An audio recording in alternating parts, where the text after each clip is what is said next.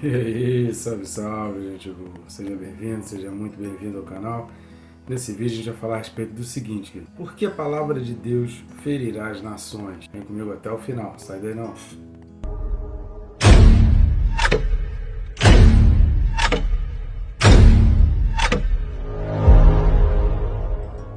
Só que a gente não deixa de se inscrever, né? Bem rápido e fácil, você vai clicar no botão aí de se inscrever e aproveita e já clica no sininho, marcando a opção todas, você é notificado a cada vídeo novo que é postado no canal. Conto contigo também, querido, para curtir, comentar e compartilhar. Curtindo e comentando, o YouTube já mostra esse vídeo para mais pessoas, que a gente chama de organicamente, né? O próprio algoritmo do YouTube já mostra para outras pessoas.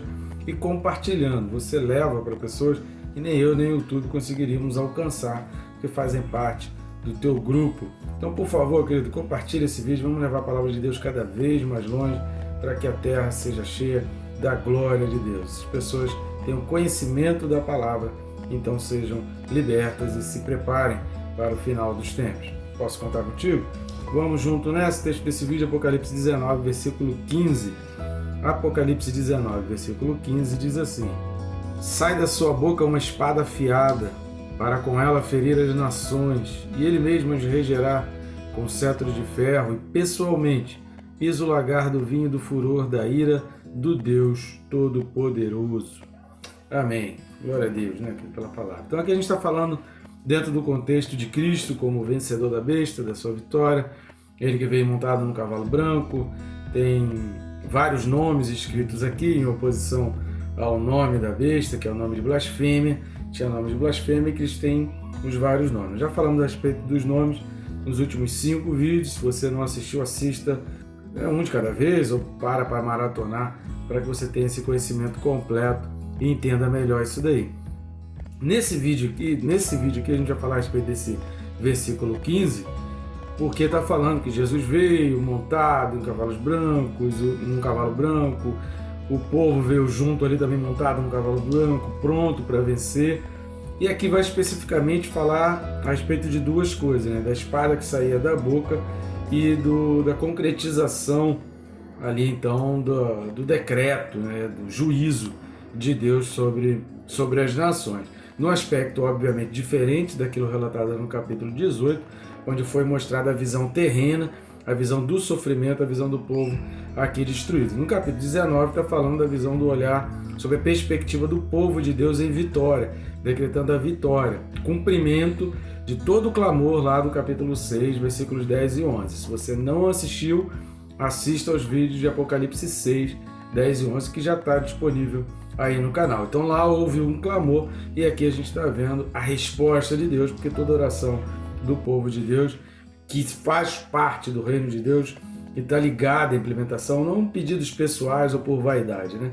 Mas uma oração que está dentro do contexto do reino de Deus, do propósito de Deus para o seu reino, ela é cumprida e Deus vem e obedece. Então a gente vai destacar 3 pontos importantes a respeito desse versículo, embora alguns pontos a gente já tenha falado também em outros vídeos, aqui é apenas o cumprimento, mas a gente vai detalhar alguns pontos bem rapidamente, destacados aí nesse versículo. O primeiro ponto é essa espada de 2 gumes. A gente já falou sobre a espada de 2 gumes no vídeo aí de Efésios 6:17. Se você não assistiu, vai lá, já está disponível no canal, dentro da armadura de Deus.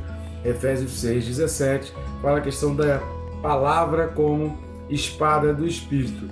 Sobre essa especificação de 2 gumes, né, propriamente dito, o que é o gume? O gume é a parte cortante. Então uma faca, ela tem um gume só, o outro lado não é o gume. A espada de 2 gumes, ela traz um corte e uma eficácia muito maior no ataque daquele que está embanhando essa espada. Então quando está falando de uma espada afiada, né, sai da boca uma espada afiada, que está fazendo menção à espada de 2 gumes, essa espada afiada, como Efésios 6:17, é a própria palavra de Deus. No capítulo 1, versículo 16, a descrição já de Jesus aqui também traz a figura dessa espada afiada. Por isso que a gente entende que seja a espada afiada de 2 gumes, porque no versículo 16 de capítulo 1 fala: tinha na mão direita 7 estrelas e da boca saía-lhe uma espada afiada de 2 gumes. Então é a mesma situação, é o mesmo Jesus, então é a mesma espada. Agora, por que a palavra de Deus vai provocar ferimentos às nações? Lembrando que a gente está dentro de um contexto onde o povo aqui da terra, ele se dissociou. Lembra que a gente falou dos 3 pontos que a besta já está atacando nos nossos dias de hoje? Isso vai atingir o ápice no governo do anticristo, que é tentando trazer na mentalidade humana que a religião é o grande mal para o mundo. Então o homem vai abrir mão das religiões existentes, vai abrir mão de uma busca por Deus, para que a besta então venha suprir, mostrando que ele tem a solução para esse anseio do coração do homem pela religião. O aspecto moral, ele vem baixando o moral do povo da terra, dizendo que tudo é culpa, né, do povo, a destruição, camada de ozônio, aquecimento do sol, degelo, tudo é culpa do ser humano. Isso traz um aspecto de baixar o moral e de tornar uma dependência, porque o objetivo não é nem um pouco preocupado com a natureza, porque o diabo não está nem aí, nem para a natureza, nem com o seu próprio sistema. A gente viu isso no capítulo 17 e 18 de Apocalipse, onde a besta ela destrói até mesmo o próprio sistema que ela constrói, então ela não é fiel nem a si mesma, né? Nem ao próprio sistema. Então não tem como a gente acreditar que tem boas intenções nessas promessas aí, porque na realidade não tem. Então toda essa agenda ESG, agenda da ONU, toda essa conversa toda com relação a meio ambiente, proteção, aquecimento global, só tem um objetivo, que é o globalismo. É trazer, é fazer com que apenas uma instituição, um único grupo de pessoas, uma única organização, ela dite as normas. É isso que a gente já está vendo com a COP28 e com a Agenda ONU 2030 e com toda essa agenda ESG que já está sendo imposta. Você que é dono de empresa, você que é empresário, que é gestor, você não tem muito para onde correr, porque você vai ficar completamente fora daquilo que o mercado está traçando se você não aderir à agenda ESG. Então, a gente já está num ponto onde é ditadura pura. Ou você aceita aquilo dali, engole de goela abaixo, ou a tua empresa está condenada ao fracasso, às vendas, e você não consegue, já tem muitas linhas de crédito que são inteiramente ligadas ao cumprimento ou não da agenda ESG. E o único objetivo disso é começar a aglutinar o poder financeiro, econômico e político nas mãos de poucas pessoas, porque a globalização ela disseminou isso, ela distendeu, ela descentralizou esse poder. O globalismo vai apontar numa mesma direção. Sendo assim, querido, o povo, a gente entende que esse povo aqui é o mesmo povo que perseguiu, que matou os profetas, por isso que a gente acha que dentro da mesma geração, por isso que a gente acha que o tempo de 3 anos e meio é um tempo mais real, mais dentro da realidade, para que se cumpra dentro da mesma geração, para que seja a mesma geração que viu o arrebatamento, seja essa geração que vai estar sofrendo aqui. E quem é essa geração? É uma geração que já teve contato com a palavra, é uma geração que desprezou a palavra, é uma geração que teve a oportunidade de se aproximar da palavra e negou completamente a palavra, e negou completamente e diretamente a Cristo. Então essa mesma geração que negou a Cristo, de repente ela vai ser confrontada com um poder mais forte que ele dentro da palavra. E aí vai acender aquele aspecto do coração, todo aquele sentimento de, poxa, por que eu não acreditei, por que eu não fui, e é verdade mesmo, viu aquela coisa assim? Ih, rapaz, não é que é verdade mesmo, não é que está acontecendo mesmo? Pois é, aí já vai ser tarde demais, que não vai ter tempo, aqui não está falando, em momento nenhum aqui está falando que esse povo vai se arrepender ou que vai ter oportunidade. O próprio lagar do vinho do furor da ira do Deus Todo-Poderoso já evidencia que não há chance, nesse ponto aqui, depois do arrebatamento, não tem mais chance de arrependimento. Então a palavra ela vai vir para ferir. E por que vai gerar ranger de dente? Porque vai falar assim, eu perdi a oportunidade, que não tem dor maior. A gente, quem faz muito velório, quem participa muito de velório, eu recomendo a você frequente mais velórios, fique mais, participe mais de velórios, que você vai ver e comece a conversar com as pessoas, você vai ver que aqueles que sentem maiores dores, não estou falando que não gera dor, é óbvio que se sente dor, é óbvio que a gente perde um ente querido, um amigo, um parente, quem quer que seja que tenha sido muito próximo a nós, a falta dessa pessoa gera dor. Agora, essa dor ela é superlativa, ela é muito maior quando começa a acontecer que ela perdeu a oportunidade, eu nunca disse que amava, a pessoa morreu sem eu ter a oportunidade de pedir perdão. Então esses questionamentos, eles provocam uma dor muito maior, além da perda. Então a morte de alguém já gera uma dor. Agora essa dor ela é amenizada, ela diminui quando você para pensar assim, poxa, mas eu fiz de tudo. Uma pessoa morreu de uma enfermidade e você teve a oportunidade de socorrer e você fica assim, poxa, eu fiz de tudo, o que eu podia fazer, eu levei a médico, eu comprei remédio, eu fiz de tudo. Isso diminui porque dá aquela sensação, foi a vontade do Senhor, mas o que Deus me permitiu fazer, eu fiz até o impossível. Cara, isso dá um alívio, isso dá um conforto, isso consola o coração. Agora, a pior coisa, a dor aumenta muito mais quando fica aquela coisa, eu podia ter feito, eu podia ter falado, poxa, por que eu não falei, por que eu não pedi perdão, por que eu não fui, por que eu não beijei enquanto eu tive oportunidade, porque o que mais a gente vê em leito de morte, não são pessoas falando a respeito de dinheiro, mas são pessoas falando a respeito de perdão. Poxa, vai acabar o meu tempo, eu queria dar um beijo no filho, poxa, tem alguém que não está falando comigo, eu queria estar mais perto, eu queria estar junto. É sempre relacionado a sentimento, a perdão. Por quê? Porque a falta disso, saber que perdeu a oportunidade, saber que poderia ter feito coisa para não estar ali, entender que a oportunidade passou, querido, e a pessoa perdeu a oportunidade, isso aumenta a dor. Por isso que vai gerar feridas, porque as feridas vão ser muito maiores, porque ele vai chegar ao ponto, né? As pessoas vão chegar ao ponto aqui de imaginar esse tipo de coisa. Então, a espada de dois gumes, ela vai gerar essa ferida maior, ela aumenta a amplitude da dor, exatamente por ter esse sentimento, né?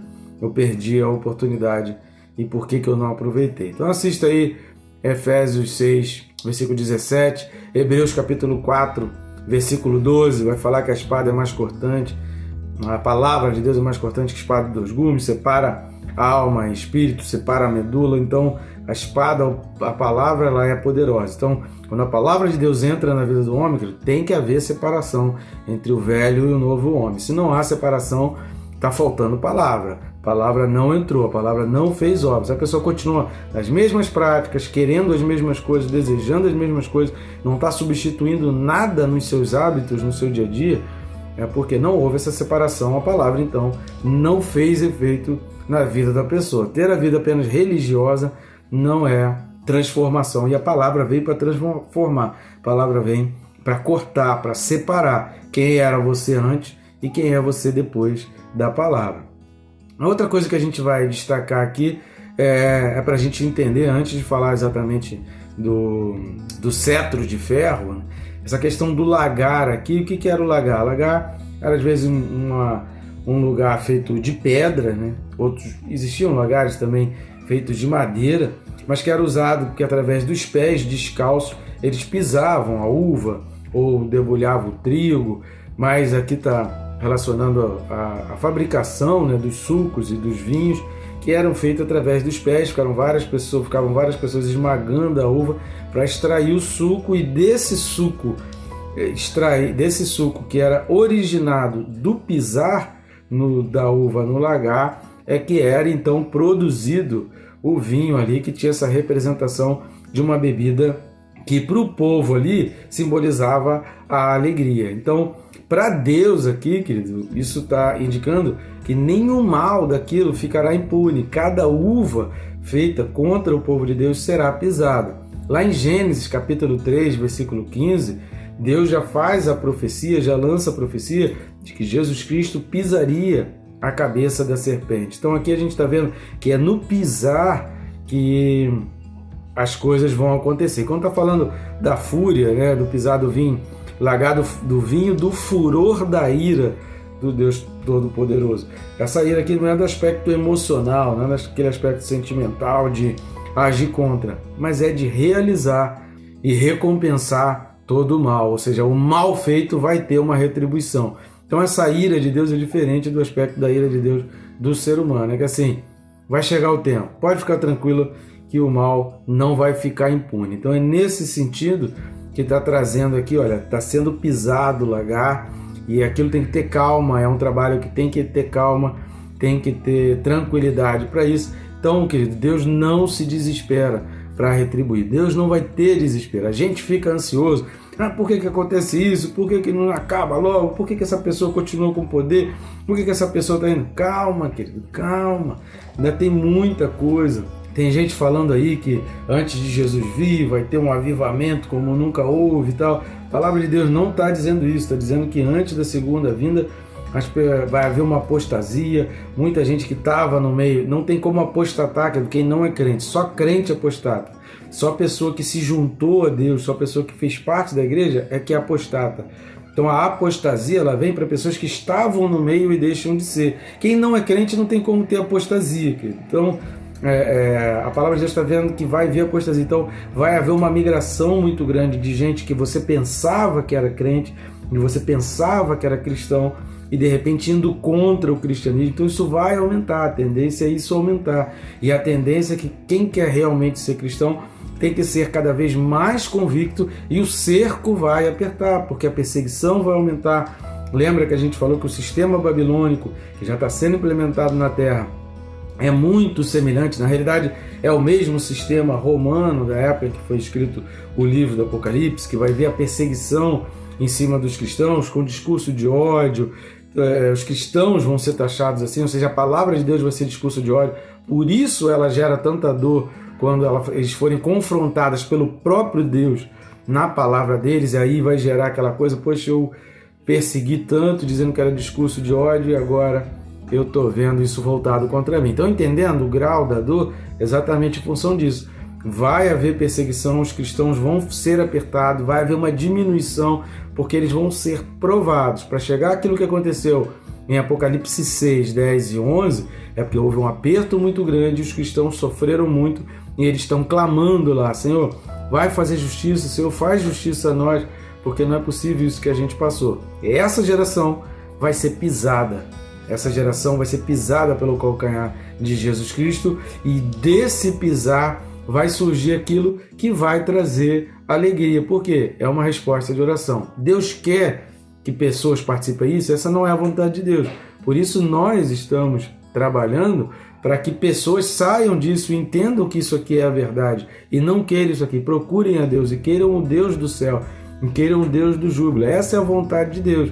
Infelizmente, a gente não consegue convencer a todos. Quem convence é o Espírito Santo, e existe uma porta que a própria pessoa abre. O Espírito Santo ele vem para convencer, mas a pessoa ou abre a porta para o Espírito Santo ou fecha a porta para o Espírito Santo. Lembra das cartas do Apocalipse? Deus bate na porta e espera que abra. Esse é o convencimento do Espírito Santo.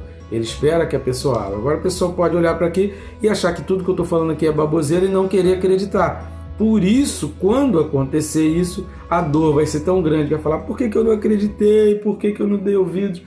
A dor vai aumentar. Então, a dor da perda, ela pode ser maior ou pode ser menor.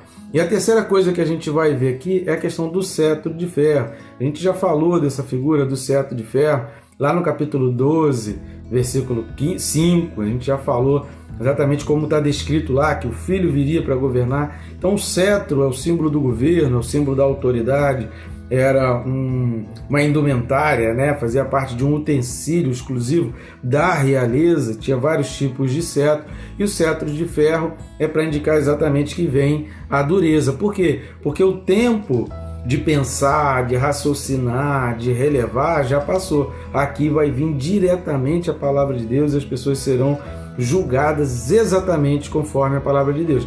E outro ponto que a gente já falou também em outros vídeos, de acordo com o seu próprio julgamento. O que a gente percebe aqui, lendo Apocalipse 17, 18, que já tem um vídeo aí, se você não assistiu, assista, é que são pessoas que são duras, rígidas demais em condenar, em julgar os outros aqui. Então a gente já falou sobre isso, essa própria dureza com que eles julgaram os cristãos e mataram e perseguiram e entregaram para a polícia, entregaram para a besta, entregaram para o falso profeta, essa mesma rigidez será agora utilizada contra eles. Por isso furor, por isso ser esse furor, por isso timos aqui no grego, porque é esse furor, que é essa recompensa, né, essa coisa tenebrosa que vem. Então o cetro de ferro significa esse poder, essa autoridade, só que com firmeza sobre o mal, porque o mal não pode prevalecer. Jesus agora, ele não pode dar uma brecha, ele não pode deixar livre. Por quê? Porque senão a gente vai correr o risco de no céu surgir o mal de novo. Então tem que ser totalmente exterminado, não pode sobrar nenhuma chance. Você vai entender isso quando você lê o livro de Números, o livro de Deuteronômio, que Deus está falando que o mal não pode deixar uma brecha. Isso já era um anúncio daquilo que aconteceria, porque Deus não pode deixar nenhuma margem para que no céu o mal volte a ressurgir. Tá bom, gente boa? Então, essas são as razões porque a palavra de Deus vai ferir e vai causar feridas na terra quando Jesus Cristo voltar. Até o próximo vídeo, que Deus te abençoe, rica e abundantemente.